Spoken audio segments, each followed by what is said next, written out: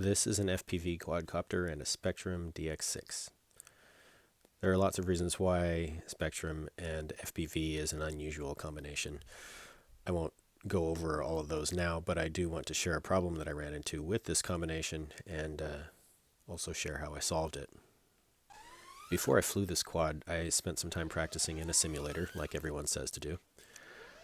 From that practice, I expected control rates like the ones that I'm demonstrating here, and these rolls that you're seeing are done with full stick deflection, and it's what I expected to see by watching other people fly, and it's also what seems like necessary for flying freestyle. When I actually flew the drone in real life, I was surprised to see rates like the ones you're seeing in this video. Here again, I'm using full roll and yaw stick, and it's not unflyable, but it does prevent the kind of freestyle flying I was expecting to be able to do. And the fix was easy, as it turns out, but I didn't find any information that directly addressed my situation, at least as far as I could understand, being really new. And that's why I'm making this video. The short story is that I increased the travel on the DX6. If that means enough to you to solve the problem, then you're welcome. Happy flying. But if you're like me and you need more explanation than that, keep watching. After a lot of fumbling around, I got on the right track by going to the PID tuning page in BetaFlight. With the drone powered up and bound to the DX6, I saw that my full stick inputs were not resulting in full rate command in the throttle curve preview and the rates preview windows.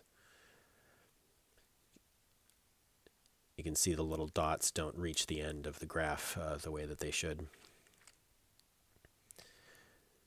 Looking in the receivers page, or the receiver page of BetaFlight, I found that full stick deflection resulted in a range of about 1160 to 1840 around a center of 1500. Up above, there's a little note that says configure channel endpoints / range on TX so that all channels go from around 1000 to around 2000. I didn't actually see that note until much later. Being really new to BetaFlight and having never used a computer radio before, I was kind of overwhelmed, and I just didn't see that note, or I didn't understand what it was telling me. What did catch my eye, though, was that 1160 to 840 was not the same range that I was getting with another little drone that I had that was using the BetaFPV light radio, which is basically a FrSky knockoff. So that made me start to think of how I needed to fix the problem by maybe changing those numbers to what I was seeing with the other radio. So here's how I fixed the problem in my DX6. The first thing to know is that what BetaFlight calls endpoints / range is in Spektrum called travel.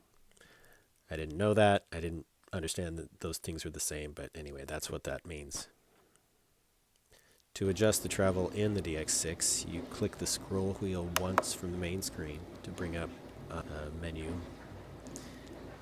And then you roll the scroll wheel once to the right to select control setup and click again to go to that setup page.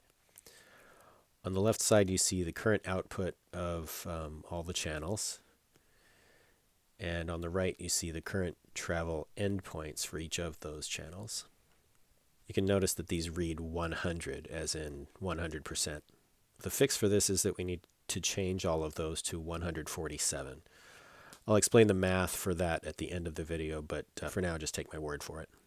So I'll use the scroll wheel to select one of the endpoint values for the alt channel, or the altitude channel.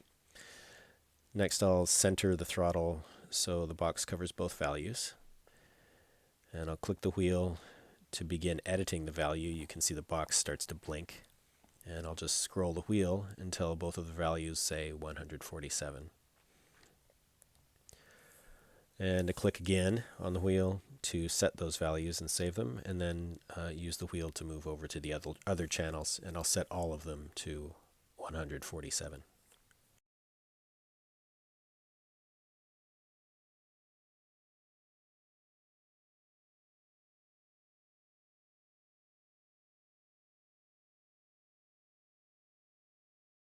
We should now have the full command range in BetaFlight, at least theoretically, so we will go and check. Back in the PID tuning page of BetaFlight, it looks like the rates preview windows are now showing full control inputs as I was hoping for, and the throttle curve preview is also showing the same thing. The little dots go all the way to the end of the graph as expected. Then going over to the receiver page, you can see also that roll, pitch, yaw, and throttle are all showing the inputs centered at 1500 and ranging all the way from 1000 to 2000, which is exactly what we hoped for. The real test, of course, has to be an actual flight, and I think you can see from the video, these roll rates are more of what we were expecting from our practice in the sim. That was my way of solving the problem. Hopefully it's useful for you and saves you some of the grief that I experienced. I'm going to include a few more minutes of stuff where I explain a little bit more some things that I glossed over earlier. But if you want to quit here, that would probably be enough. Thanks for watching. So some math for how I got the 147% for the endpoints in the DX6. In BetaFlight, the midpoint is 1500, and we were getting 1840 on the high end and 1160 on the low end. Now, in contrast, the DX6 calls the midpoint 0, and the high and the low values are 100 and negative 100. What that means is that 100 on either side of the center in the transmitter is getting us 340 units in either side of the center in BetaFlight.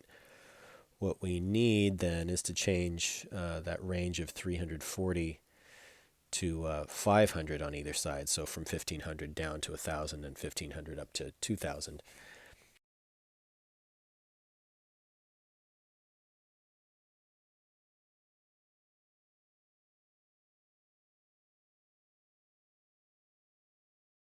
So we need to figure out how to sort of a factor to multiply that 340 to get 500. And then we'll do the same thing to 100 in the transmitter, and we'll get our endpoint setting in the transmitter. So just rewind all the way back to your algebra class and say that 340 times something is 500.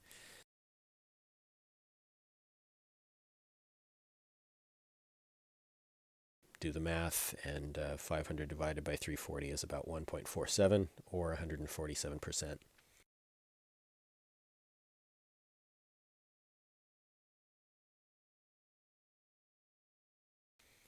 So that's the endpoint value that we're going to need in the transmitter.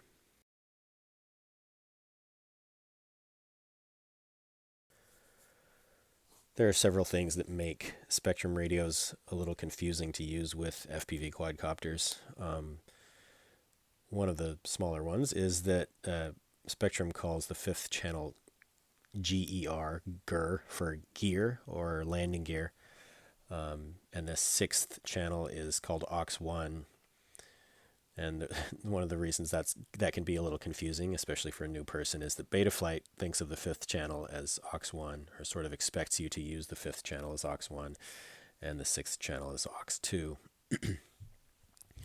And what makes it a little worse in the DX6 is that it shows you every once in a while an aux2 channel output as if there was a seventh channel that's available, but that's actually not available.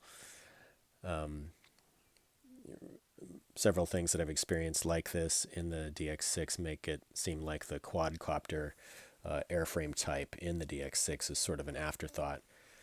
I think that's generally maybe how Spektrum thinks of FPV and quadcopters, unfortunately.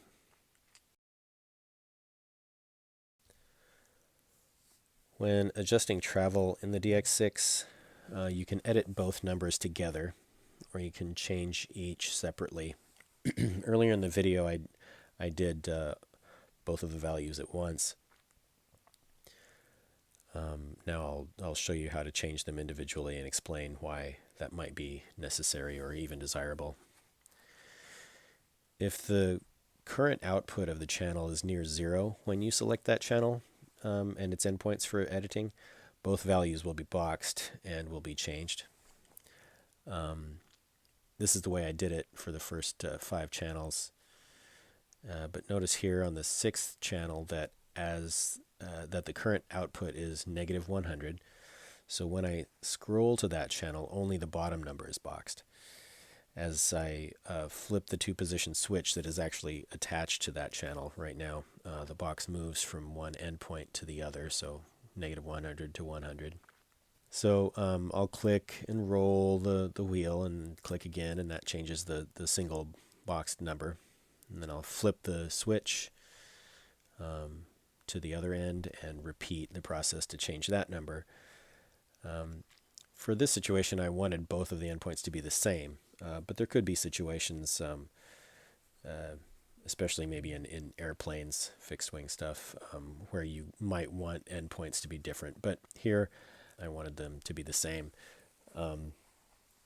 Also, you could change them both together if that channel was actually controllable to its midpoint, but in this case, my channel 6 is attached to a 2-position switch, so there is no midpoint, so I just have to change the endpoints separately regardless. Thanks for watching this extra stuff. Again, I hope this was all helpful.